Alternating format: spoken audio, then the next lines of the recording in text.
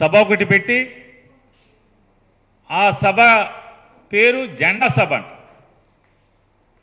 జెండా సభ అనే కంటే కూడా దాన్ని జెండాల సభ కదా, ఒక జెండా కాదు కదా సభ, 2 జెండాల సభ అది. 3వ జెండా కోసం ఎదురు చూస్తున్నటువంటి సభ అది. అంటే అయితే ప్రస్తుతం 2 జెండాలు, 3వ జెండా కోసం ఖాళీ కుర్చీ పెట్టినటువంటి సభ. ఆ జెండాల సభలో కేవలం జగన్నామస్మరణ తప్పితే, కేవలం జగన్నామస్మరణ తప్పితే ఆ జెండాల సభలో వారికి ఎందుకు ఓటేయాలి ప్రజలు? లేదా వారిద్దరి జెండాలు మోస్తున్నటువంటి కార్యకర్తలు ప్రజలకి ఏమని చెప్పాలి? ఈ పొత్తుల మీద, ఈ పంచుకున్నటువంటి ఈ పొత్తుల మీద ప్రజలకి ఏమని చెప్పాలి? ఏమైనా దిశానిర్దేశం లేదా ప్రజలకి సందేశం? వారికి అధికారాన్ని ఇస్తే ఏం చేయబోతున్నారు, ఏం చేస్తారు, ఎందుకు ఓటు వేయాలో, వేస్తే వారు ఏం చేస్తారో ఒక్కటంటే ఒక్క మాట కూడా లేదు. ఆ ఊసే అత్తల ప్రజల క్షేమం, ఈ రాష్ట్ర క్షేమం, ఈ రాష్ట్రానికి వారికి అధికారం వస్తే ఏమి చేస్తారో ఒక్క మాట లేదు. జగన్మోహన్ రెడ్డి గారిని దూషించడం తప్ప. వీళ్ళిద్దరికీ అధికారం కావాలంట, పవన్ కళ్యాణ్కి చంద్రబాబుకి వీరిద్దరికీ అధికారం కావాలంట.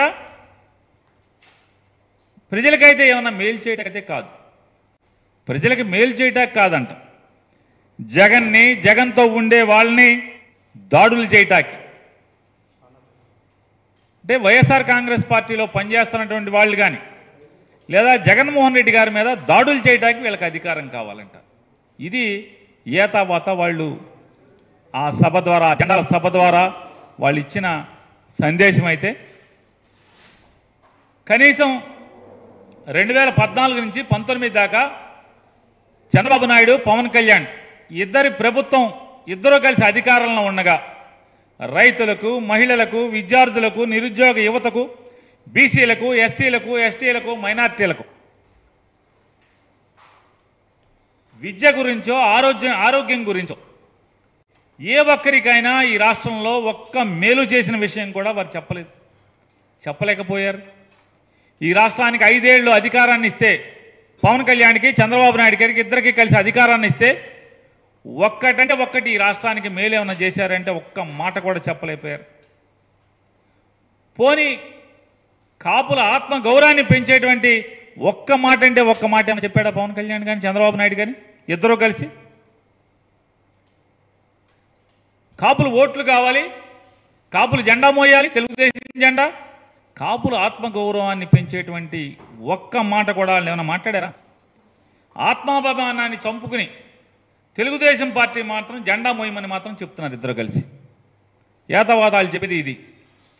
ఆయన పవన్ కళ్యాణ్ గారు చాలా అసలు మామూలుగా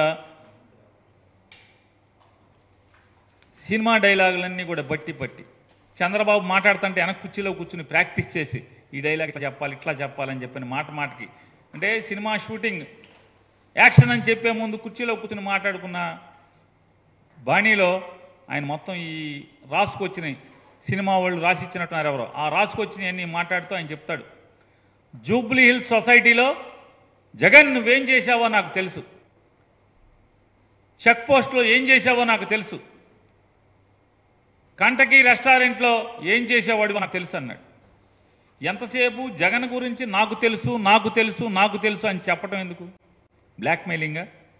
టన్నుల కొద్దీ సమాచారం ఉందంటే జగన్మోహన్ రెడ్డి గురించి అతని దగ్గర, పవన్ కళ్యాణ్ దగ్గర. ఈ టన్నుల కొద్ది కాదు, 1 కేజీ సమాచారం ఉన్న వద్దని ఎవడన్నా ఏడిచాడా?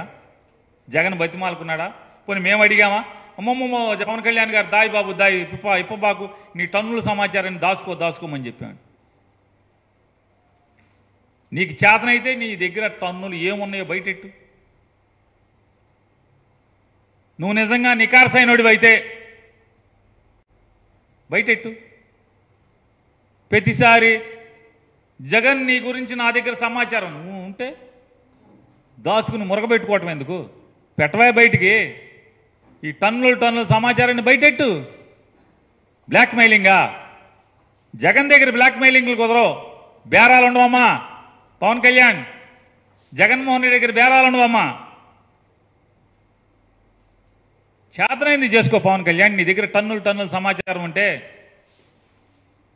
జగన్, నువ్వు సభలు పెట్టి సిద్ధం అని చెప్తున్నావు, నీకు యుద్ధాన్ని ఇస్తాను మర్చిపోబాకంట పవన్ కళ్యాణ్ చెప్తున్నాడు. యుద్ధాన్ని ఇస్తాడంట. మరి 2014 ఎన్నికల్లో ఏమి ఇచ్చావు జగన్కి? అప్పుడు జగన్కి వ్యతిరేకంగా పనిచేసావు కదా. 2019లో కూడా జగన్మోహన్ రెడ్డి గారికి వ్యతిరేకంగా నువ్వు పోటీ చేసావు కదా. ఏం చేసావని అడుగుతున్నా. అప్పుడు యుద్ధాన్ని చూపించలేకపోయావా? సరుకు లేదా? గుళ్ళు లేవా? మందుగుండు సామాగ్రి. యుద్ధాన్ని ఇప్పుడే చూపిస్తావా? ఇప్పుడంటే పొడిచేస్తాడంట, యుద్ధాన్ని చూపిస్తాడంట. 2014లో 19లో ఏం చూపించాడు జగన్కి? జగనే మీకు పెద్ద సినిమా చూపించాడు, మడిసి తొంగబెట్టాడు. Subscribe to Social TV Telugu for more videos. Hit the bell icon for faster updates.